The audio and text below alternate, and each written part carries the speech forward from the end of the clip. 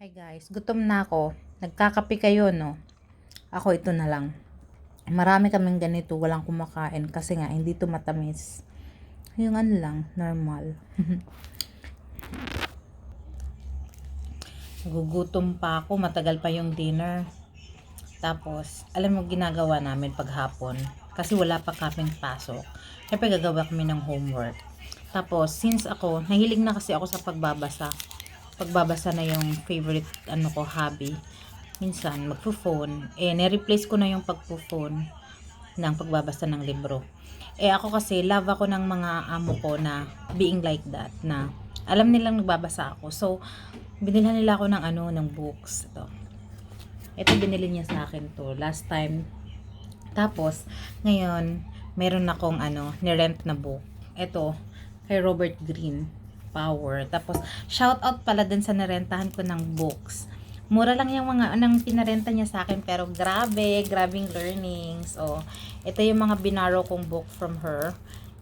Nirent ko siya. So tapos na ako dalawa na ang natapos ko. Hindi, yung patapos pa lang yung pangalawa. Yung isa tapos ko na. Kasi sobrang kapal ng book naman. Kasi tingnan mo naman to. 'Di ba? Gusto ko to. Hindi ko pa siya nabasa.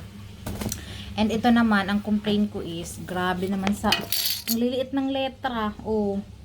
Huyo ka dyan. 'Di ba? Pero okay lang. Talagang learnings. Sobra kong mahal tong mga librong binaraw ko.